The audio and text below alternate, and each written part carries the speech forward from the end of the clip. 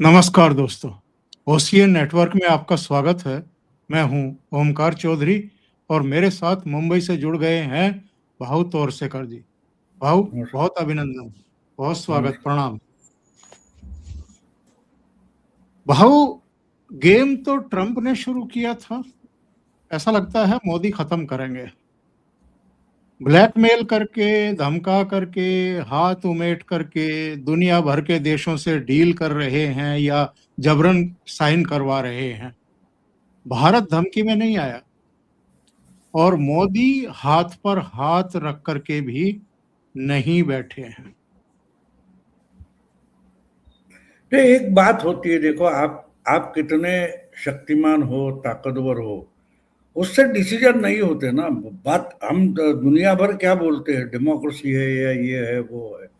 China China की भी हमारे 2 गुना आर्मी है, उनके पास भी बहुत सारे शस्त्र अस्त्र वगैरह है। रशिया के पास है, तो हर किसी के पास है, फिर भी इस ढंग से कोई बर्ताव नहीं करता ना। ये तरीका नहीं होता। मुझे समझ में इसलिए एक बार मैंने मजाक में बोल दिया तो वो सचमुच निकला है। या बिल्कुल संजय राउत जैसे अमेरिका की प्रेसिडेंसी चला रहे, उसमें कोई तर्क नहीं है, कोई लॉजिक नहीं है, कोई व्यवहार नहीं है। ये क्या तरीका हुआ? इसको धमकाओ, उसको धमकाओ, और सब इकट्ठा हो गए तो क्या करोगे तुम? इतने सालों से तुम थे, वो कौन है, किम जोंग, उसको धमका रहे हो, ईरान को धमका रहे हो। क्या हुआ आगे चलकर? कुछ भी नहीं हुआ। एक आपके गली में जो बैठा है वेनेजुएला का प्रेसिडेंट, वहां जो अराजक था उसके कारण आपने उसको उठाया, लेके गए। अब पाकिस्तान को नहीं डील कर सकते।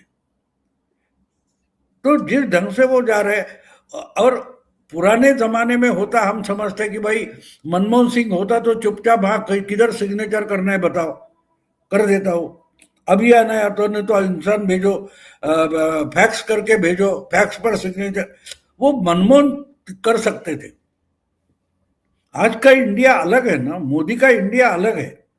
और भारत के दुश्मन जो है, ट्रेडिशनल दुश्मन जो है, चाइना हो या पाकिस्तान, वो भी मान लेते हैं कि भाई आज का इंडिया बदला हुआ है।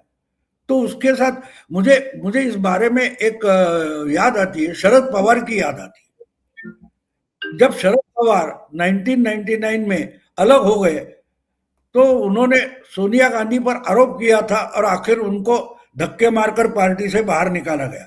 आपको याद होगा, संगमा और तारिक अनवर को साथ लेकर उन्होंने बोला कि नहीं नहीं, सोनिया गांधी तो विदेश मुल्क की है, उसको प्राइम मिनिस्टर नहीं होना चाहिए, वगैरह वगैरह शुरू कर दिया।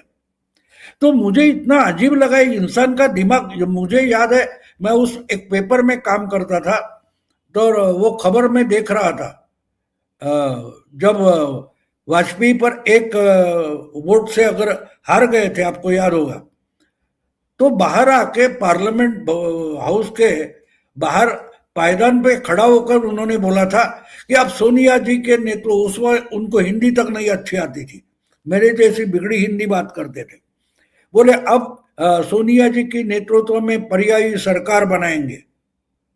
उसी वक्त मैंने बोला था, और मेरे जो सहायक थे, छोटे बच्चे वगैरह थे, नए पत्रकार थे, मैंने बोला इसने गोबर खा लिया। तो बोले क्यों? अरे बोले, मैंने कहा कि अगर अल्टरनेटिव गवर्नमेंट बनेगी तो मुलायम शरद पवार का नाम आगे लाने वाला है, और ये खुद सोनिया का नाम ले रहा है। एक तो एक अजीब बात थी।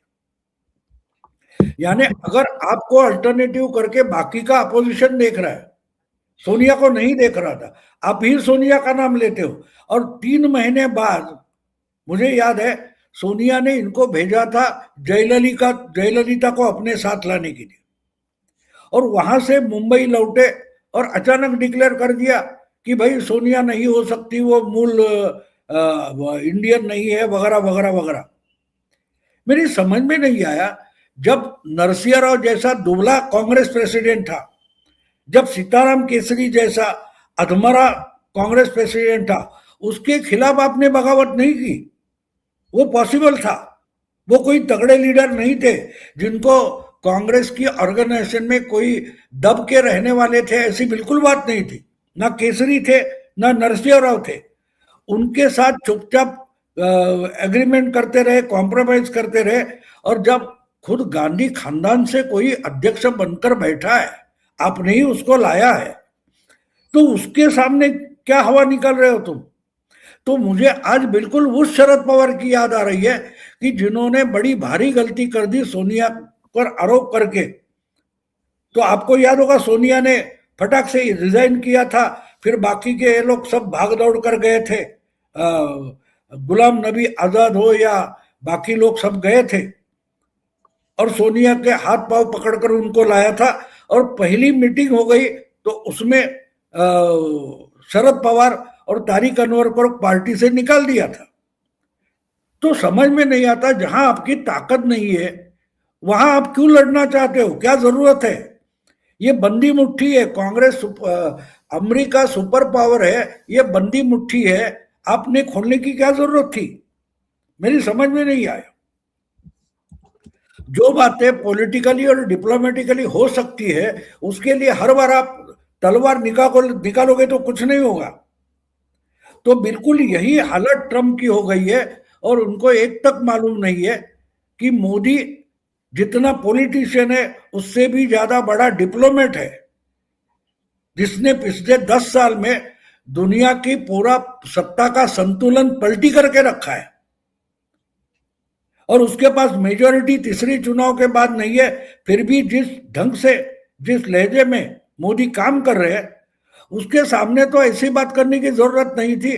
और मुझे वो भी याद है कि प्रेसिडेंट बनने के बाद 2 महीने 3 महीने हो गए थे, और किसी ने पूछा कि ग्लोबल साउथ का क्या होगा, तो यही ट्रंप ने बताया था, मुझे उसकी चिंता नहीं, मोदी माय फ्रेंड, वो सब देख लेगा। तो अचानक ये क्या हो गया? अचानक क्या? तो इसको पागलपन बोलते। जैसे अचानक चुनाव के नतीजे आने के बाद संजय राउत कुछ बोलता है कि नहीं नहीं चीफ मिनिस्टर हमको चाहिए, और उद्धव ठाकरे गलती कर बैठते, और आज उद्धव ठाकरे की हालत देखो। तो और 4 साल के बाद, 3 साल के बाद ट्रंप कहा किसी कूड़ेदान में पड़ा होगा, किसको पता नहीं होगा। 1 साल तो उसका खत्म हो चुका है, और अचीव तो कुछ भी नहीं किया है। डॉलर गिरता जा रहा है। ब्रिक्स का एक एक देश मिलकर डॉलर अपने पास जो है, या डॉलर के बॉन्ड है, वो बेच रहा है, सोने का बैकिंग नहीं रहा है। बिल्कुल। तो ये लॉजिक से परे मेरा दिमाग नहीं चलता। यानी कोई भी अगर छोटा सा मच्छर हो, वो भी अपने को कैसे बचाए, मैं काटूंगा तो मुझे मारा जाएगा, ये मच्छर जानता है। तो उसके पास वो चालाकी होती है, मारने को जाओ निकल जाता है। तो इतना तगड़ा देश का जो प्रेसिडेंट है, ये गलतियां क्यों कर रहा है, मेरी समझ के परे है। भाव पुतिन दिल्ली होकर के गए हैं, रूस के साथ कई समझौते हुए हैं भारत के। यूरोपियन यूनियन की टॉप लीडरशिप गणतंत्र दिवस में मुख्य अतिथि रही, और आज एफटीए पे साइन भी हुआ। इसको अब तक का सबसे बड़ा एफटीए साइन ट्रेड डील माना जा रहा है। करीब करीब 200 करोड़ जनता, 45 करोड़ यूरोप के इन 27 देशों में, और अगर हम नॉर्वे, स्विट्जरलैंड और ब्रिटेन की भी मिला लें तो सीधा 200 करोड़ बैठता है। 200 करोड़ पब्लिक के लिए एफटीए हुआ है। इसके अलावा अगर हम देखें तो ब्रिटेन के साथ अलग से हो चुका है, स्विट्जरलैंड के साथ हो चुका है, नॉर्वे के साथ भी हो चुका है। अब तक 19 देशों के साथ भारत एफटीए साइन कर चुका है जब से डोनाल्ड ट्रंप ने पंगा लिया है। तो ट्रंप ने बर्र के हाथ में छत्ते में हाथ डाला है एक तरीके से। बिल्कुल। देखो, मुझे वही समझ में अब बाकी साउथ अमेरिका वगैरह छोड़ दो, अफ्रीका या मिडिल ईस्ट छोड़ दो, बीच में ये यूरोप में कहा घुस गया कि जाओ भागो साले, क्यों मेरे साथ खड़े हो, भागो सामने जाओ, जाओ मोदी के पास जाओ, जाओ पुतिन के पास जाओ, जाओ चाइना के पास जाओ। ये क्या कर रहा है, मेरी समझ में नहीं आ रहा है, मेरे समझ में नहीं आ रहा है। कोई भी दिमाग वाला हो, उसके पास जो चमचे बैठे हैं उनका भी दिमाग नहीं चल रहा है। क्या कर रहा है ये इंसान? अब देखो, वैसे देखो तो यूरोपियन मार्केट एक तरीके से उस पर चाइना का कब्जा था। अब चाइना में पिछले कुछ 3 हफ्तों से गड़बड़ी चल रही है, इंटरनल पावर स्ट्रगल चल रहा है।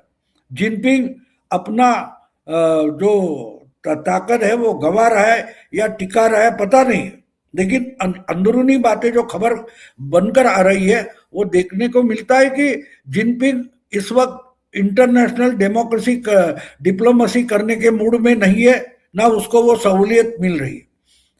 और ऐसे में अगर अमेरिका यूरोप के छोटे छोटे देशों को प्रेशराइज करता है तो वो अल्टरनेटिव मार्केट ढूंढेंगे, और अल्टरनेटिव मार्केट या सप्लायर कौन है? इंडिया है। इंडिया के पास सिर्फ कारखाने नहीं है, यहाँ प्रोडक्शन करने वाला पॉपुलेशन भी है, बड़ा तगड़ा पॉपुलेशन है जो बड़ी संख्या में या होलसेल में अगर क्या बोलते हैं उसको प्रोडक्शन कर सकता है तो मोदी जी बिल्कुल वही घुस गए। अभी भी चाइना बड़ा है सप्लायर, लेकिन उस सप्लाई चेन में अगर इंडिया घुस जाता है तो आगे चलकर पुतिन और इंडिया मिलकर एक बड़ा व्यापार यूरोप में खड़ा कर सकते हैं। उससे नुकसान किसका होगा? चाइना का तो होगा ही थोड़ा, लेकिन अमेरिका का भी बड़ा होगा। तो इसलिए समझ से परे है कि ये क्या कर रहे हैं, समझ से परे। एक देखो लड़ाई में जो मैं बार बार उसको कोट करता हूं, सन सू करके जो चाइनीज वॉर गेम वाला बड़ा दिमाग वाला इंसान है, उसका जो किताब है उसमें कोट है, मैंने बार बार बोलता हूं कि जो जीतने वाला होता है जंग, वो पहले जंग जीत जाता है और फिर जंग में कूद जाता है, और हारने वाला वो होता है वो पहले जंग में कूद जाता है और बाद में सोचता है कि ये जंग में जीतूंगा कैसे। तो मुझे ट्रम्प बिल्कुल ऐसे जंग में फंसते जा रहे हैं ऐसा मुझे लगता है, क्योंकि अचानक हम सुनते कि कुछ हो गया, फिर जेलेंस्की को बोलेगा कि चल तू अभी सीज फायर कर ले, नहीं होता। फिर ऑपरेशन सिंदूर होता है, बोलता है मैंने सीज फायर कर लिया। फिर इजराइल और जो गाजा का मामला था, मैंने सीज फायर किया, अभी तक एक एक बात सच नहीं साबित हुई। तो ये बकवास करके बकैती करके हासिल क्या कर रहा है ये समझ में नहीं आ रहा। एक बात, और उसकी चर्चा तक नहीं हुई। उसने वेनेजुएला का जो प्रेसिडेंट था उसको उठाकर लेके गए, मैं मानता हूं वो ट्रम्प की बड़ी अचीवमेंट है, लेकिन इसके लिए ट्रम्प अकेला नहीं था। वहां की पब्लिक रास्ते पर उतरी थी, प्रेसिडेंट के खिलाफ थी। प्रेसिडेंट यानी गवर्नमेंट के खिलाफ अगर बड़ा पॉपुलेशन है तो वहां बाहर की कोई अमेरिका जैसी आर्मी मिलिट्री की ताकत उतर जाती है तो वहां का प्रेसिडेंट हारेगा। उसको उन्होंने नहीं हराया, परिस्थिति ने हराया और उसकी गलतियों ने हराया। लेकिन वही वेनेजुएला का मदुरो का मामला छोड़कर एक जगह ऐसी देखा, एक साल भर में जो जो कुछ ट्रंप ने किया है वो सिर्फ गलतियां की, तो उसका फायदा उठाना ही तो डिप्लोमेसी होती है। मोदी जी अगर यूरोप में घुसकर ये फायदा उठाकर अलग अलग एग्रीमेंट कर रहे हैं, डील कर रहे हैं, वैसे तो हमने देखा सऊदी में हुआ, यूएई में हुआ, रूस के साथ हुआ है, छोटे मोटे तो होते रहते। इवन चाइना भी भारत के लिए रास्ते खोल रहा है। इसका मतलब क्या है? मतलब सीधा है कि ट्रंप जो गलती कर रहा है उस गलती का फायदा इंडिया उठा रहा है, मोदी जी उठा रहे। बिल्कुल सही बात आप कह रहे हैं भाऊ, लेकिन ये एक बहुत बड़ा अचीवमेंट है भाऊ, क्योंकि यूरोपियन यूनियन और उसी के हिस्से के नाटो देश, ये सब तो एक तरीके से अमेरिका के ही रहमो करम पर चलते रहे हैं, वहीं से दिशा देश प्राप्त करते रहे हैं, वो एक दूसरे को कॉम्प्लीमेंट करते रहे हैं। ये नौबत कैसे आ गई कि अब यूरोपियन यूनियन का भी, नाटो देशों का भी अमेरिका के साथ टसल भी चल रहा है और मोहभंग भी हो रहा है। नहीं, जहां तक अमेरिका इनको सब्सिडाइज करता था तब तक अमेरिका और नाटो ठीक था। ट्रंप आने के बाद ट्रंप बोला नाटो का आपका हिस्सा भी आप उठाओ, हमेशा हम सब्सिडी पर आपको नहीं जिंदा रखेंगे। तो उनके लिए अमेरिका फायदे का सौदा नहीं रहा, तो उनको भी अल्टरनेटिव ढूंढने पड़ेंगे। और आपके लिए यानी अमेरिका के लिए, अमेरिका जो जियो पॉलिटिक्स खेल रहा है उसमें आपके लिए हम रूस के दुश्मन बने, लेकिन रूस की एनर्जी पर, फ्यूल पर ही पूरा यूरोप निर्भर भी है। तो वो क्या करेंगे? आप सब्सिडाइज भी नहीं करेंगे और बोलेंगे चुपचाप हमारे लाइन में खड़े हो जाओ। तो क्यों खड़े होगे भाई, क्यों खड़े होगे? आपने ईरान पर हमला किया, आपने अफगानिस्तान पर हमला किया, तो यूके आपके साथ रहा है, लेकिन नाटो के कारण रहा है। बाकी जो छोटे मोटे नाटो के देश है वो भी अमेरिका के साथ इराक हो, अफगानिस्तान हो या सीरिया हो जाते रहे, लेकिन उसका कारण सब्सिडी था। अब ये सब्सिडी चलते रखने के लिए इन्होंने जो कागज के डॉलर बना दिए। अमेरिका सबसे बड़ी फाइनेंशियल पावर वगैरह बोलना ठीक है, लेकिन पावर नहीं है, वो कर्ज में डूबा हुआ देश है। आप उनको कुछ 38 या 39 या 40 ट्रिलियन डॉलर की इकोनॉमी बोलते हो, उसमें टू थर्ड यानी मान लो 26-27 ट्रिलियन डॉलर का कर्जा है। इन्होंने कागज के बॉन्ड बनाए और डॉलर में बेच दिए। तो जिनके जिनके पास, सऊदी के पास हो गए, भारत के पास हो गए और चाइना के पास हो गए, वो कागज है। आपकी गारंटी हमने मानी है ना, नहीं तो हमारा डॉलर, हमारा ये कागज ले लो, हमको आपका बॉन्ड नहीं चाहिए। तो वो इकोनॉमी अब डूबने आई है। जैसे अचानक आपको मालूम होगा कि एक कंपनी होती है, उसके बड़े सब शेयर्स होते हैं। वो शेयर तो कागज होता है, लेकिन उस शेयर को मार्केट में जो वैल्यू होता है, शेयर मार्केट में जो वैल्यू होता है, वो अगर वैल्यू गिर जाए तो वो तो फालतू का कागज हो गया। 8 नवंबर 2016 मोदी जी ने भाषण किया और बोला आज के बाद 500 रुपया, 1000 रुपया की जो नोट है वो हम निकाल रहे, डिमोनेटाइज कर रहे। आज रात 12 बजे के बाद वो कागज के टुकड़े बन जाएंगे।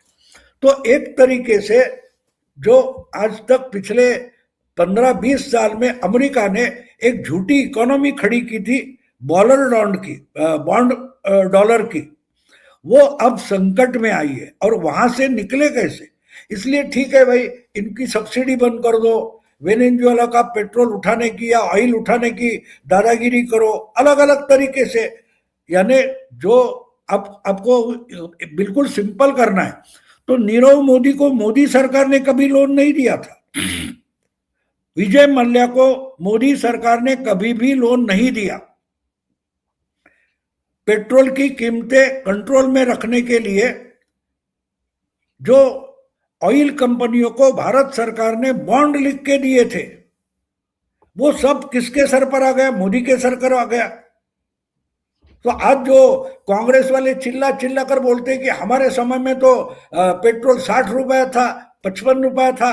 अरे बॉन्ड लिखे थे ना तुमने, वो बॉन्ड तुम्हारे चाचा आकर, मनमोहन चाचा स्वर्ग से निकलकर आकर उसका भुगतान करेंगे। वो तो आज सरकार चलाएगा, उसके सर पर है। तो ओबामा हो या बाइडेन हो या उसके पहले के लोग हो, उन्होंने जो डॉलर बॉन्ड बनाए, उस सबका बोझ अब ट्रम्प के सर पर आया। और एक तरीके से वो बोझ है, और इसमें ये बीच में अपना बिटकॉइन का नाटक भी कर रहा है। बिल्कुल। तो ये सब मामले उनके सर पर आकर मंडरा रहे हैं, और इससे निकलने की जितनी कोशिश कर रहा है ट्रम्प, उतना वो उसमें फंसते जा रहा है। दूसरा कुछ नहीं है। जो मैं बोलता हूं ना, हमेशा एक उदाहरण में देता हूं, मकड़ी का जो जाल होता है उसमें कोई कीटक या कीड़ा फंस जाता है, तो वो जितने निकलने की कोशिश करेगा उतना और चिपकता और फंसता जाता है। ट्रम्प की हालत बिल्कुल वैसी है, बिल्कुल वैसी है। अब ये तो लोगों को कोई गाजर दिखाना पड़ता है कि भाई नहीं, कुछ सब कुछ ठीक हो रहा है, देखो बहुत जल्दी हम वेनेजुएला को हमारे साथ मिला लेंगे, ग्रीनलैंड का कब्जा कर लेंगे, आइसलैंड का कब्जा कर लेंगे। तो जो ऐसी झूठी बातें सुनकर खुश होना चाहते, उनको तो कम से कम समझाया जा सकता है, रोका जा सकता है, बाकी आहिस्ता आहिस्ता ये सब नाटक है वो नंगा होते जाएगा और कुछ नहीं। भाऊ अभी ज्यादा समय नहीं हुआ है, फ्रांस के राष्ट्रपति मैक्रो ने एक बयान दिया था कि ट्रंप से और आज के इस समय के अमेरिका से कैसे निपटा जाए या कैसे इसको डील किया जाए, इसका सबसे उत्तम तरीका रास्ता प्रधानमंत्री नरेंद्र मोदी ने अपनाया है। अभी मैं खबरें देख रहा था, कनाडा के प्रधानमंत्री मोदी जी से मिलने के लिए दिल्ली आ रहे हैं, फ्रांस के राष्ट्रपति फरवरी में आ रहे हैं मैक्रो, और ब्राजील के राष्ट्रपति लूला भी फरवरी में ही दिल्ली की यात्रा करने वाले हैं। कनाडा, फ्रांस और ब्राजील के राष्ट्रपति और प्रधानमंत्री। क्या है कि वॉशिंगटन के बजाय अब सबका डेस्टिनेशन, सबकी निगाहें नई दिल्ली पर टिक गई हैं, नई दिल्ली से उम्मीदें हैं। और आज अगर यूरोपियन यूनियन के दोनों लीडर्स के हम भाषण सुने तो उर्सुला ने कहा कि जो भारत की सफलता है इसमें पूरी दुनिया की समृद्धि, सिक्योरिटी और रोजगारों के अवसर निहित हैं। ये बहुत बड़ा बयान है भाऊ।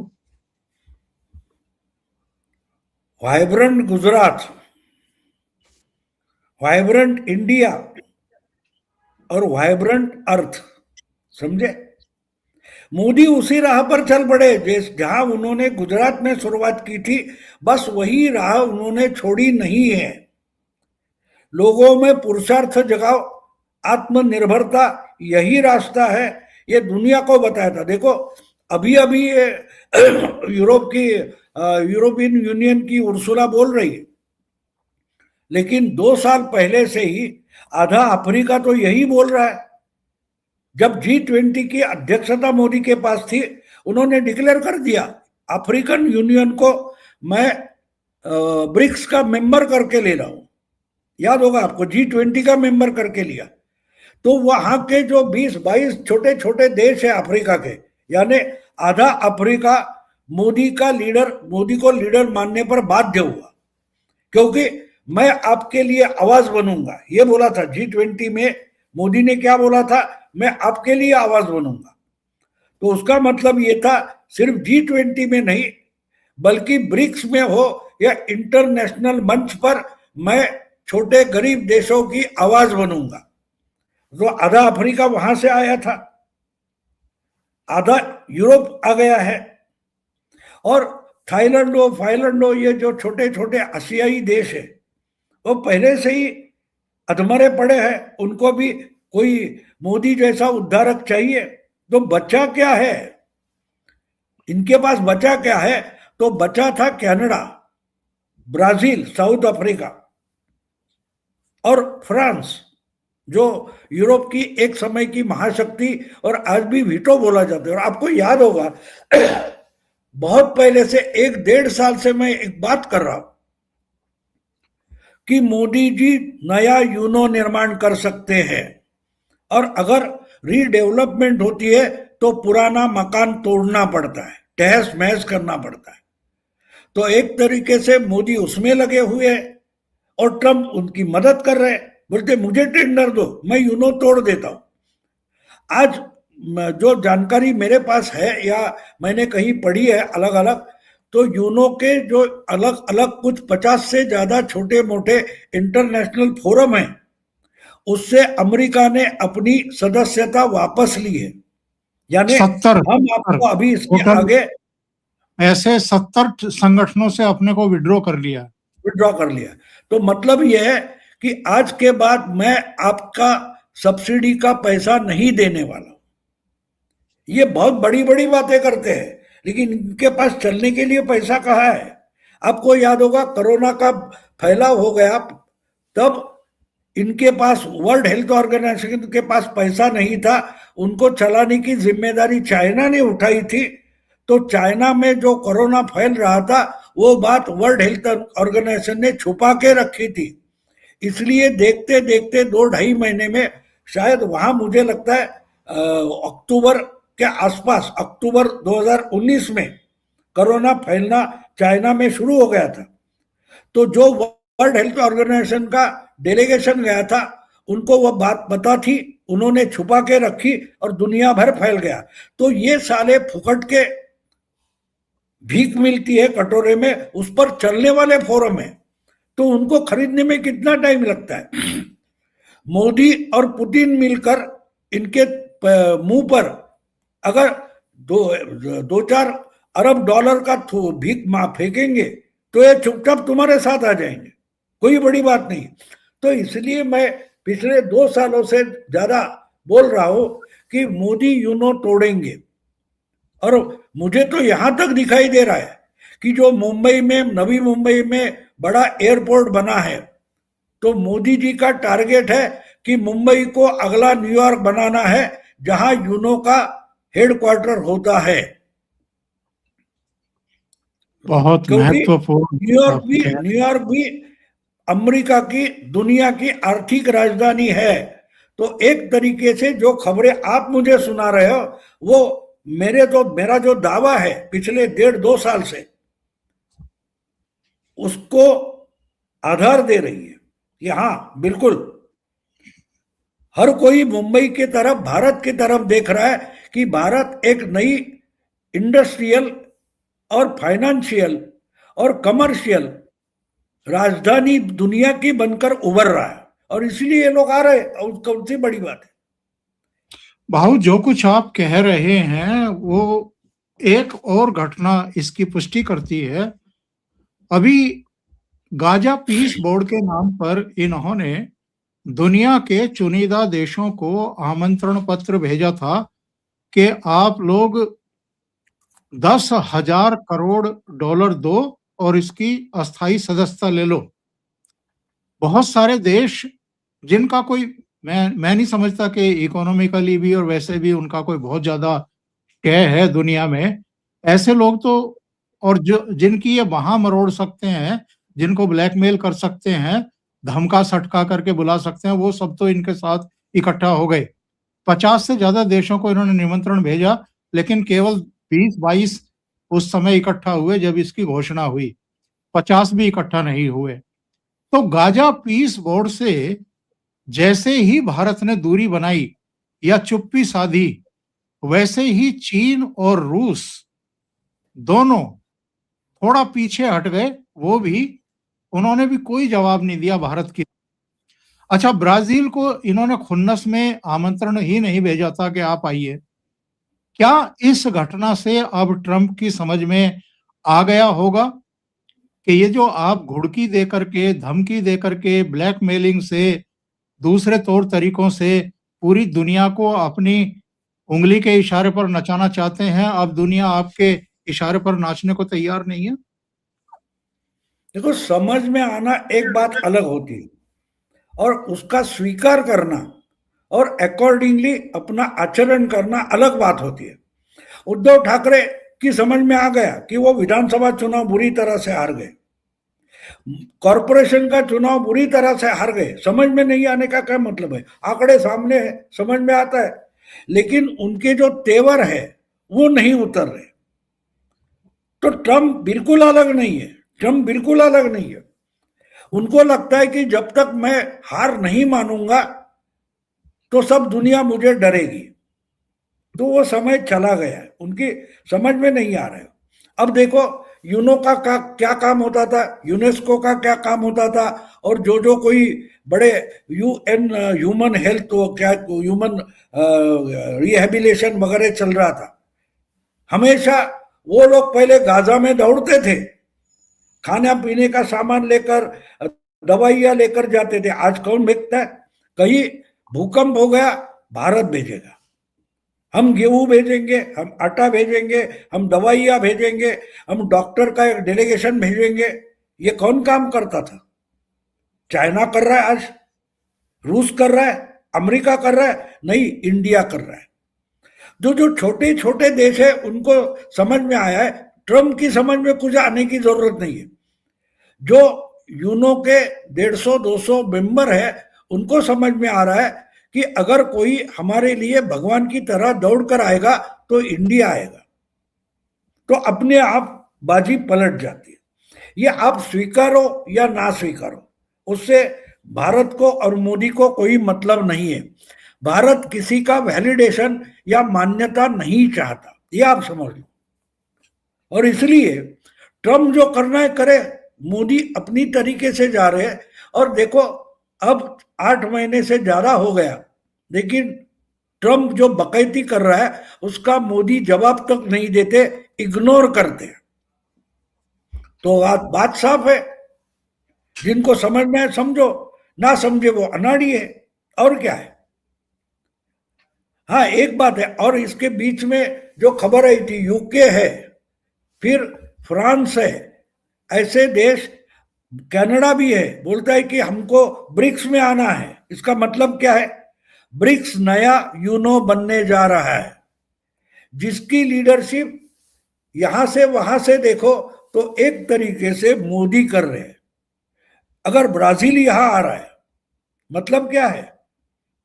मतलब बोलता है कि यही ब्रिक्स की लीडरशिप तो मोदी के पास है, यानी उनको चुना नहीं है, लेकिन एक तरीके से मोदी ही ब्रिक्स को लीड कर रहे हैं। और पॉलिसी जो है डी डॉलराइजेशन, वो लेकर मोदी ही चल पड़े हैं, तो बाकी के आहिस्ते आहिस्ते फॉलो कर रहे हैं। तो लीडरशिप अगर हमारे पास है, यूनो की लीडरशिप एक तरीके से अमेरिका के पास थी, वो लीडरशिप बिन बताए इंडिया के पास आ रही है। बाकी के लाइन में खड़े हो जाएंगे, उसमें कोई बड़ी बात नहीं है, बड़ी बात नहीं है। अभी अभी एक सीनेटर का ऑडियो लीक हुआ है, जिसमें राष्ट्रपति ट्रंप के साथ हुई उनकी बातचीत के बारे में चर्चा है। और उन्होंने ट्रंप को समझाया था कि भारत के साथ ऐसा व्यवहार मत करिए, ये ट्रेड डील सिरे चढ़ाइए। उसमें दावा किया गया है कि एक तो इनके आर्थिक सलाहकार, एक इनके वित्त मंत्री और एक खुद डोनाल्ड ट्रंप, ये तीनों और उपराष्ट्रपति वेंस, ये ही सबसे बड़ा रोड़ा बन गए हैं भारत के साथ ट्रेड डील में। तो ये भारत को एक तरीके से सबक सिखाना चाहते थे, मोदी को अलग थलग करना चाहते थे, पॉलिटिक्स खराब करना चाहते थे, यहाँ की इकोनॉमी को डेड बता करके और ट्रेड डील को सिरे ना चढ़ा करके। लेकिन दांव उल्टा पड़ गया भाव। 19 देशों के साथ अब तक भारत ट्रेड डील कर चुका है, एफटीए साइन कर चुका है। नहीं देखो, दाव था ही नहीं, दाव था ही नहीं। हमारे यहाँ के जर्नलिस्ट जो है ना, वो वेस्टर्न और अमेरिकन पेपर की जो झूठी थाली के बाहर पड़ा हुआ खाना होता है, वो उठा के हमें परोसते। तो डील उसका उनका सबक वो क्या सिखाएंगे?